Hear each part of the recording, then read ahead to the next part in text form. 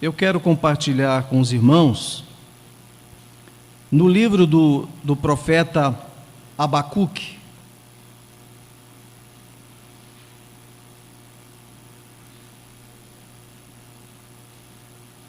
Nós vamos ver alguns versículos que encontramos aqui. Nós vamos ler no capítulo 1 do livro do profeta Abacuque, dos versículos 1 até o versículo 4, por enquanto. Diz assim a palavra do Senhor: sentença revelada ao profeta Abacuque. Até quando, Senhor, clamarei eu, e tu não me escutarás? Gritar-te-ei violência, e não salvarás. Por que me mostras a iniquidade e me fazes ver a opressão? Pois a destruição e a violência estão diante de mim. Há contendas e o litígio se suscita. Por esta causa a lei se afrouxa e a justiça nunca se manifesta. Porque o perverso cerca o justo, a justiça é torcida. Parece que o Abacuque está entre nós. Parece que ele é contemporâneo desta geração, porque ele teve uma visão muito triste, muito dura de uma realidade a qual temos que enfrentar. Toda geração enfrenta esta realidade e às vezes alguns passam até mesmo por fases. Quem nasceu, por exemplo, na década de 60, 50, 60, já viu muitas coisas, né? Já viu muito, já enxergou muito, já tem experiência de sobra. Aliás, sempre falta experiência, né? Nunca sobra. Porque quanto mais os nossos olhos veem, mais ficamos assustados com a condição humana, como o homem responde às ofertas de Deus, à graça de Deus, aos favores de Deus. E o homem continua sendo o velho homem, ele não mudou em nada, de Adão até nós, continuamos os mesmos, continuamos com a mesma natureza, continuamos infringindo as leis de Deus, aquelas mais leves, suaves e agradáveis, quanto mais aquelas leis que Deus estabeleceu, que são mais duras, mais austeras. Nós infringimos todas elas, e muitas vezes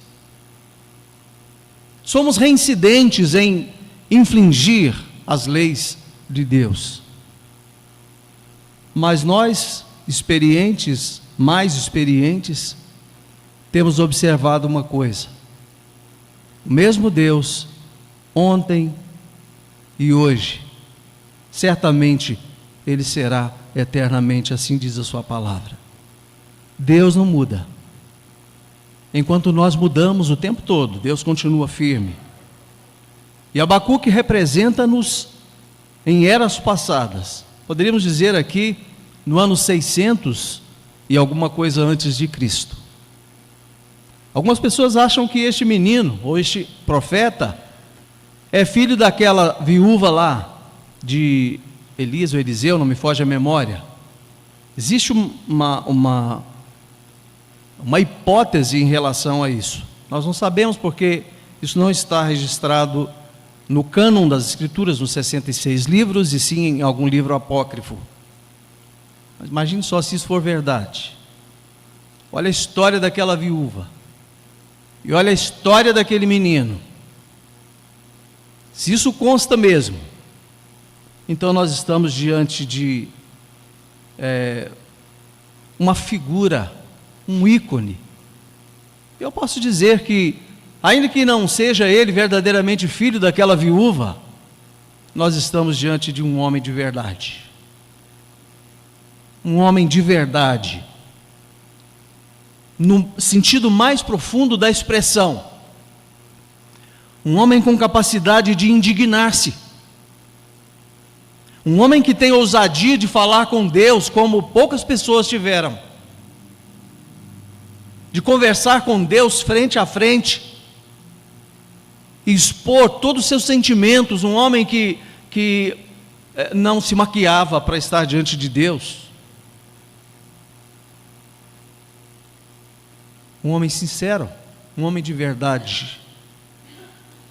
E ele chega diante de Deus, quando estava uma sentença já revelada. Ele profeta. Coisas de profeta. Coisas de profeta. Hoje, não existe profecias, mas existem profetas hoje. Porque eu sou profeta agora. Eu estou profetizando. O que já foi falado, a palavra do Senhor é a profecia. E todos aqueles que pregam a palavra, sejam no púlpito ou em particular, são boca de Deus, ou deveriam ser boca de Deus. Então, nós estamos diante de um homem que ouvia de Deus. Não era aquele visionário que sonhava muito, que via vultos. Não, era alguém que ouvia Deus, que Deus falava com ele, e Deus já estava dizendo coisas para ele. E é interessante dizer que os profetas, eles ouviam coisas de Deus, e coisas tão, humanamente falando, indizíveis, que eles ficavam confusos, ficavam atônitos. Eles ficavam desesperados, essa é a verdade. Eles rasgavam as suas vestes, eles se cobriam de cinza, eles rolavam no chão, por causa das coisas que Deus dizia para eles. Primeiro, muitas delas eles não compreendiam, outras, eles achavam aquilo demais, porque era algo inefável, cuja mente humana não consegue discernir com precisão. Ele estava ouvindo coisas de Deus, e ele teve coragem, ele teve ousadia, ele teve disposição em ouvir tudo aquilo de Deus. Deus estava falando com ele, haviam sentenças, Deus estava como juiz. É como se Deus estivesse naquele lugar, como diz o final, no capítulo mesmo, me parece o último capítulo de Abacuque, que Deus está no seu santo templo, cale-se a terra diante dele. Isso fala da autoridade, da soberania de Deus, do poder de Deus. E não era fácil para um profeta comparecer diante de Deus. Mas ele ousa, e começa fazendo perguntas para Deus. É muito difícil perguntar algo para um Deus tão grande, porque ainda que ele dê respostas simples, a nossa mesquinhez é incapaz, ou na nossa mesquinhez, somos incapazes de compreender os propósitos de Deus, e nós vamos ver isso. Quando nós não conseguimos compreender os propósitos de Deus, nós fazemos o quê? Acreditamos nele e descansamos nele. A primeira pergunta: até quando, Senhor? Clamarei eu, e tu não me escutarás. Eu achei muito ousado da parte dele. Ele poderia ter sido eliminado naquele momento, seria uma forma grosseira. Vocês se lembram quando o sumo sacerdote entrava lá no Santo dos Santos, quando a glória de Deus descia naquele tabernáculo, e posteriormente no templo? Disse que ele só entrava ali amarrado por corda, porque se ele entrasse ali na presença do Senhor de forma indigna, de forma impura, Ele não saía de lá vivo. E se alguém adentrasse ali para retirá-lo, morria também. Então, para não arriscar a vida de ninguém, o sacerdote entrava amarrado a uma corda e qualquer coisa, ele era tirado para fora, sem que alguém adentrasse no santo lugar. E alguém chega na presença do Senhor e diz: clamarei eu, e tu não me escutarás? Depois ele diz: gritar-te-ei violência, e não salvarás?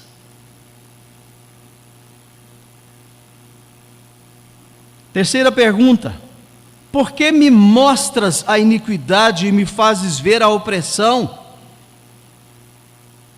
São três perguntas, de certa forma, desconcertantes. Será que Deus não estava escutando? Será que Deus não estava vendo? Será que Deus tinha propósito em mostrar para aquele homenzinho gigante o que ele faria? Irmãos, vejam que privilégio que é servir ao Senhor, estar à disposição dEle, ter intimidade com Ele. Abacuque não foi destruído, eliminado ali naquele momento, porque Deus enxergava nele alguém que tinha no seu coração um quebrantamento, uma humildade. Deus não estava olhando o estereótipo deste homem, mas o que estava dentro do seu coração, porque as suas perguntas são pertinentes, e de certa forma agressivas, e de certa maneira arrogantes. Mas Deus sabia que por dentro daquelas palavras duras havia um coração preocupado, um coração quebrantado, um coração indignado, um coração revestido de santidade, porque o que o afligia era exatamente o que ofende a Deus, o pecado dele e dos demais.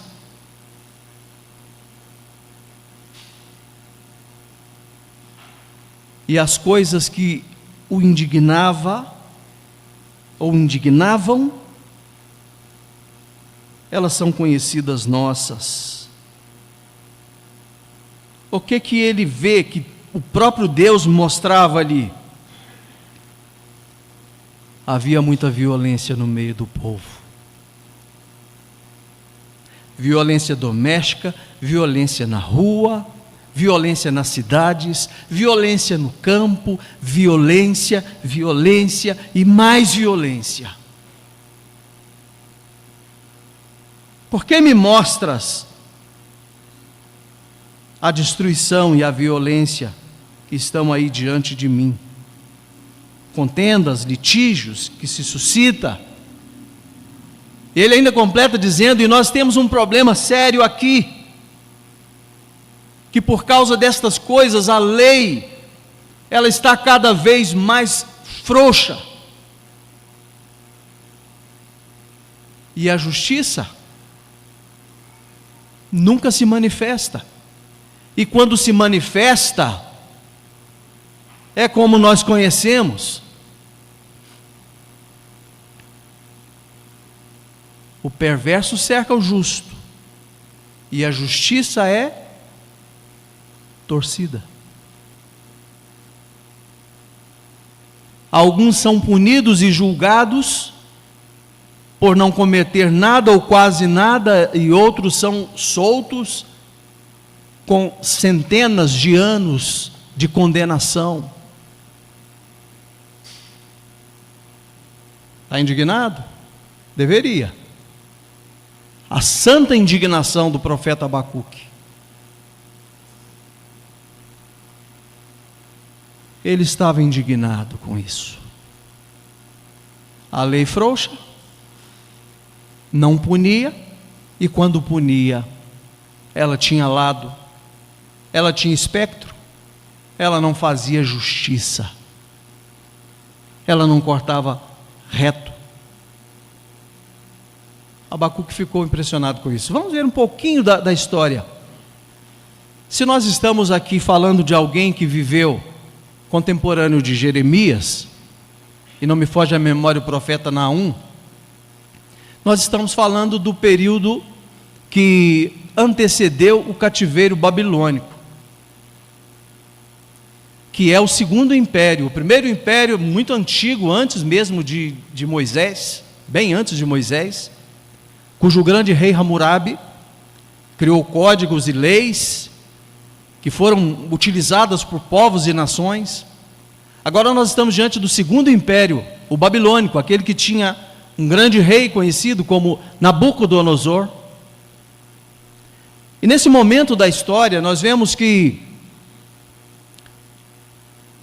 os caldeus ou os babilônicos estavam crescendo muito e se tornando um império muito forte, um grande império, porque eles derrotaram os assírios, que era o terror de todo mundo, aqueles mesmos assírios que levaram o reino do norte, as 11 tribos de Israel, ou 10 tribos e meia, cativo no império assírio, foram derrotados pelo império babilônico, aquele império recém-formado, mas pujante, com muita força, crescendo muito.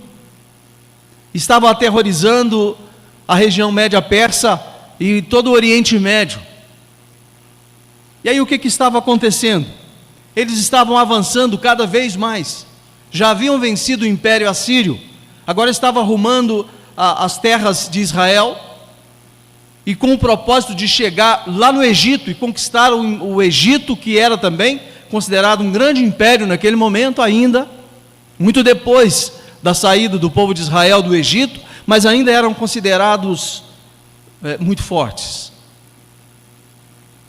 Os reis de Israel sempre alugavam os reis do Egito para protegê-los, primeiro do império assírio e depois do império babilônico. Mas só que no que vai crescendo e chegando e aproximando, distando aí 200, 300 quilômetros apenas de distância de um país para o outro, ou de um império para o outro, em relação a Israel. Então eles foram chegando, invadindo, derrotaram Faraó Neco, e aí fizeram conforme a conveniência deles com a nação de Israel, o povo de Israel, sobretudo a tribo de Judá e a tribo de Benjamim. Abacuque estava vivendo esse momento crucial. Deus estava mostrando para ele: tem uma sentença, tem um castigo, tem um juízo, tem algo que eu vou fazer. E o profeta recebendo aquelas informações, e o seu ser, nobre como era, homem íntegro, ele começou a ficar assustado com aquilo, e por isso ele teve essa coragem, essa ousadia, essa disposição de chegar na presença do Senhor e conversar frente a frente com Deus. E Deus então perdoa-lhe a sua arrogância e aceita a sua indignação. E Deus diz para ele, isso está no versículo 5, olha, está vendo as nações? Olhai, maravilhai-vos e desvanecei, porque realizo em vossos dias obra tal, que vós não crereis quando vos for contado.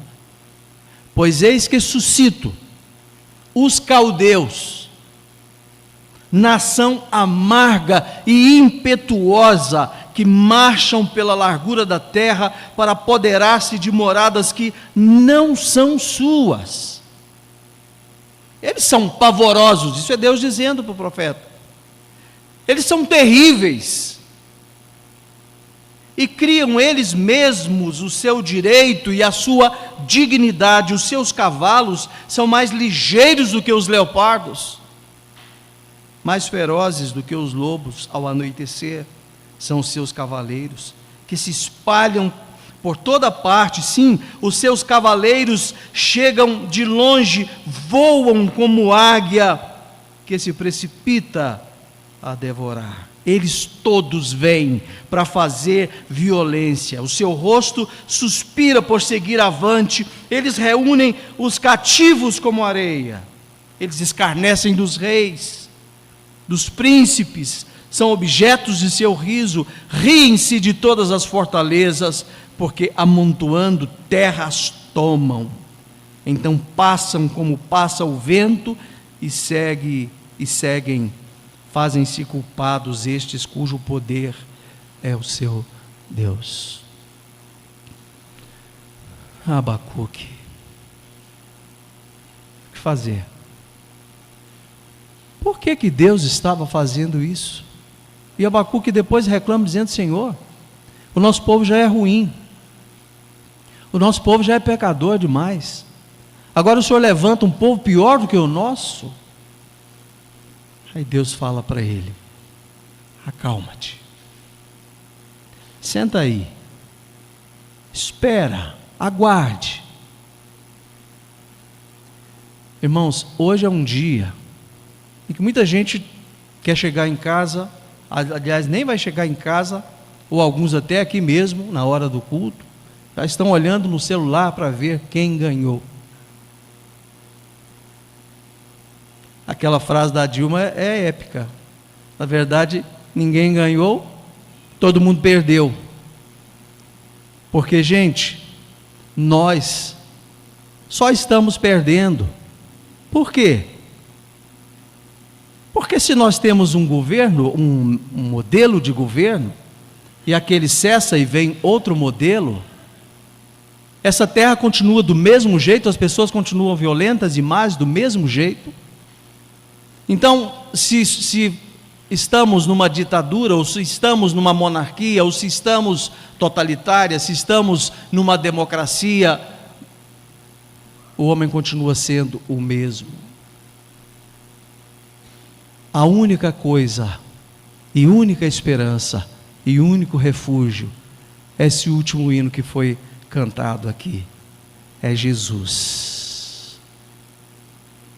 É Jesus. Porque quando Deus queria governar o povo não quis. Isso se chamava teocracia, é o governo de Deus. O povo não quis. O próprio povo de Deus, as nações já viviam os seus totalitarismos. Isso é comum desde os tempos de Nimrod, até mesmo antes de Nimrod, período pré-diluviano, homens mais fortes, como no mundo animal e racional, homens mais fortes, proeminentes, eles tomam a liderança, como lá na relva, nos pastos, que os animais irracionais marcam o território e ali controlam o governo. É assim, homem controlando o outro, governando o outro, e nós não sabemos hoje se a gente ri ou se chora, porque nós estamos elegendo pessoas para mandar em nós. Começa cá embaixo, e aí pensa isso subindo para lá, vai subindo. Nós temos quantas pessoas que mandam na gente, de que forma? Criam leis para nós, às vezes leis que vão corroborar com o nosso fracasso, a nossa derrota, mas nós temos que submeter a elas, porque em primeiro lugar nós nos submetemos a Deus. O apóstolo Paulo falou que isso deve ser dessa forma. Não podemos nos rebelar contra as nossas autoridades, mas podemos chorar o leite derramado, porque quando Deus queria nos governar, nós dissemos assim: não, Deus, não, nós não te queremos, nós queremos alguém que tem um pescoço comprido, que a cabeça dele passe os demais. E aí depois nós tivemos as polis, as cidades, modelo de governança, que hoje nós conhecemos como democracia, que é entendido como o governo do povo, pelo povo, para o povo. Vocês acreditam nisso? Igreja, é só o Senhor, nós temos que esperar no Senhor, nós temos que aguardar no Senhor, é só Ele, é só Ele. Só o Senhor pode nos livrar, só o Senhor pode nos fazer vencer a nossa geração, o tempo que nós temos aqui na terra. Quantos anos nós temos aqui? 60, 70, 80? Nós não sabemos, mas ainda é curto diante da eternidade. Então nós devemos consagrar estes dias ao Senhor, a nossa vida ao Senhor. E todo envolvimento que tivermos nessa terra tem que ser com desapego. O profeta Abacuque começou a ver isso também no capítulo 2 aí, no capítulo 3, que as pessoas estavam tão apegadas às coisas materiais, que elas imaginavam que a vida se resumia aqui mesmo, e que não havia nada além. Pois é assim que vive o homem natural. Mas o homem espiritual, ele vive assim, trabalha, ele faz toda a sua rotina, como se fosse uma máquina, mas ele sabe que um dia a lida vai acabar, e nós vamos estar com o Senhor. O que o apóstolo Paulo chamou de isso, algo incomparavelmente melhor. Então Deus falou assim: vem cá, Abacuque, eu estou te mostrando essas coisas para você ficar preparado, prepara-te, porque o que vem é pior do que o que está. Porque a nação de Israel veio acumulando transgressão, desobediência, rejeição, ofensa, desprezo a Deus. Deus estava ao longo da história dos reis, no período dos juízes e período dos reis, Deus foi colocado de lado. Eles começaram a adotar os costumes pagãos. Os reis de Israel, a maioria deles faziam o que era mal aos olhos do Senhor. Isso de forma cumulativa, era um dia após o outro. E Deus pacientemente foi esperando, até que chegou o tempo. É interessante que nós aprendemos aqui que o profeta se aquietou na sua insignificância, viu que a coisa realmente era muito mais difícil do que ele imaginava, porque Deus não lhe revelou todas as coisas ao mesmo tempo, foi a conta-gotas, mas com esta explanação de Deus aqui, eu imagino que faltou cor no rosto de Abacuque. Acredito que ele ficou com seu semblante como essa parede. Eu acho que se eu tivesse lá eu teria morrido de infarto, ou teria dado um AVC, porque essa mensagem aqui foi pavorosa, porque ele estava no epicentro do problema, ele estava vivendo aquilo ali como profeta que era, ele sentia, ele tinha uma sensação, mas as suas sensações elas não condiziam com a realidade que Deus lhe expôs de forma clara e incisiva. Deus não escondeu a violência deste povo babilônico, porque assim eles eram. Então o profeta entende, acalma, faz baixar os batimentos do seu coração e começa então a interceder. Irmãos, na nossa indignação, depende do que nós fazemos com ela, ela será positiva ou não. Quando nós estamos indignados com tudo que nós vemos, com o mal que está ao nosso redor, com o pecado que campeia,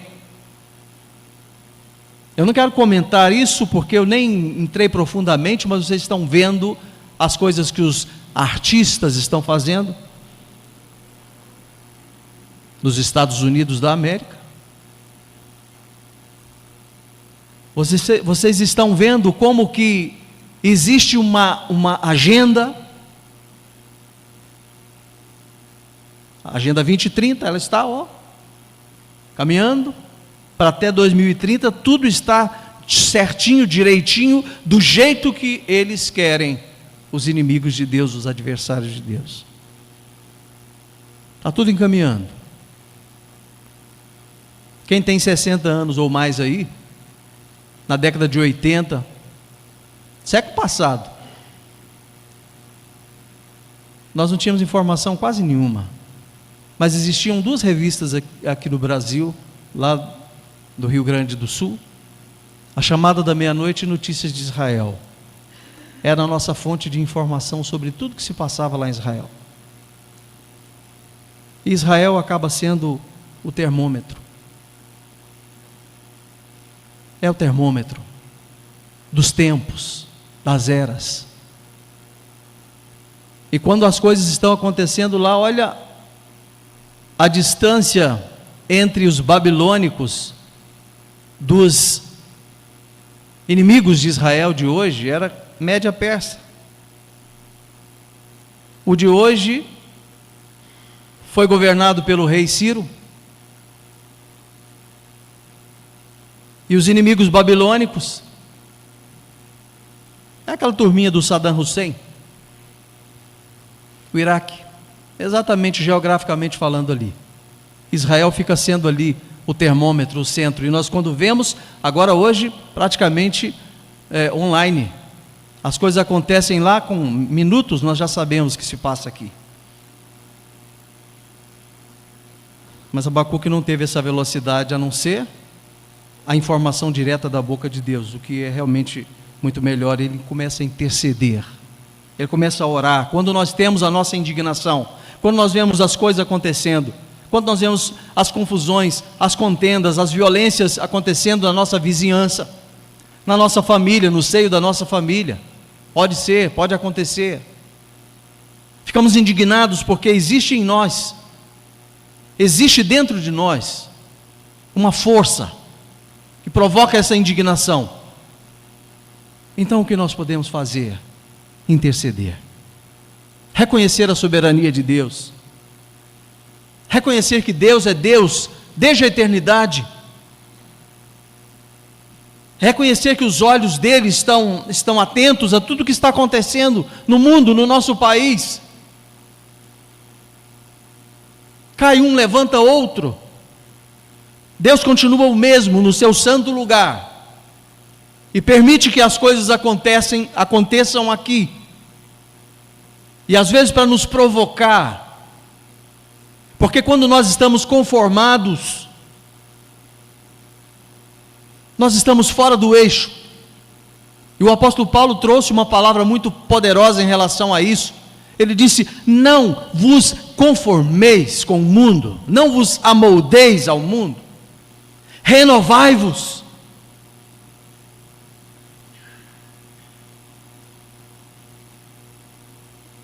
E Deus vai mostrando, Abacuque vai compreendendo, e quando chega lá no final, ele é a inspiração de muitos cantores, muitos músicos, muitos poetas hoje, quando ele fala que ainda que a figueira não floresça, ainda que a videira não dê o seu fruto, ainda que não haja gado no curral, porque eles vêm e tomam tudo.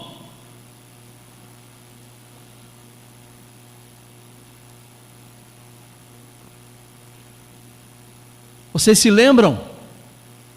Isso aconteceu pós-guerra, Segunda Guerra Mundial.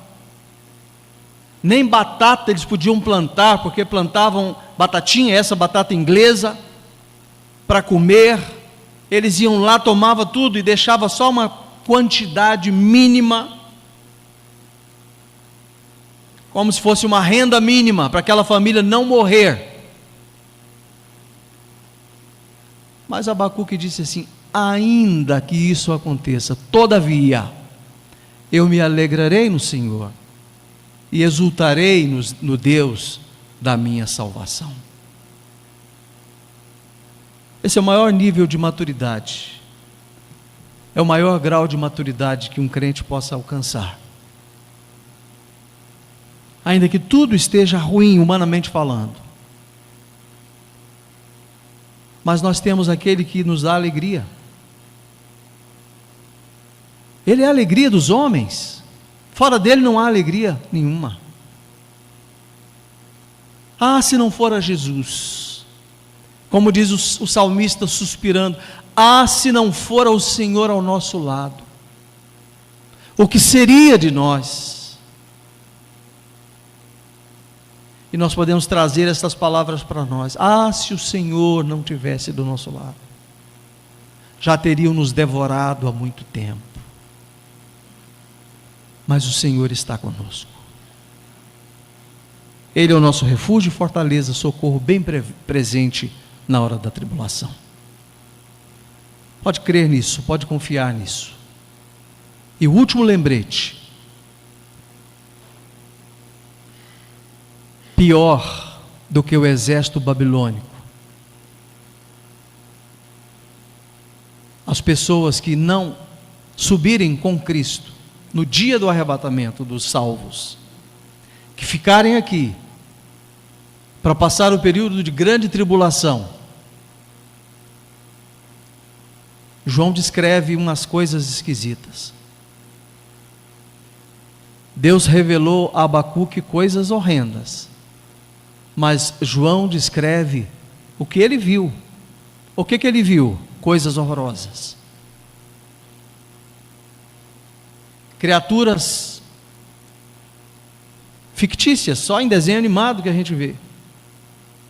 Mas elas se levantarão do centro da terra, elas serão levantadas para importunar, para incomodar aqueles que propositalmente selam o seu coração e não permitem que o Senhor os transforme. Isso aconteceu no passado e vai acontecer no futuro. Mas a confiança e esperança que nós temos é que todo o que nele crê tem a vida eterna. Não entrará em juízo, não entrará em condenação, mas ele passou da morte para a vida. Faça isso nessa noite. Pense nisso nessa noite. Porque os seus olhos já estão vendo as coisas se aproximando e acontecendo quase que à nossa frente. Mas a tendência é piorar. Mas ninguém precisa passar por isso. Se realmente crê no Senhor Jesus.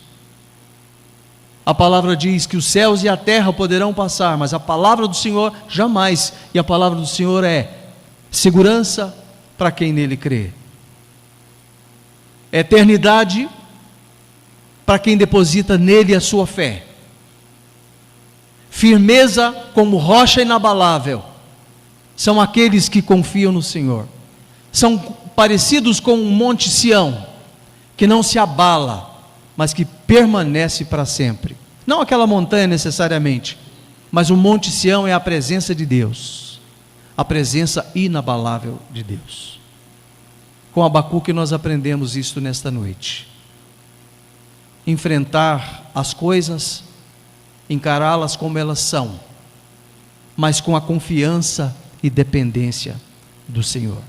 Esse é o recado de Deus para o nosso coração nessa noite. Que Deus nos abençoe. Amém.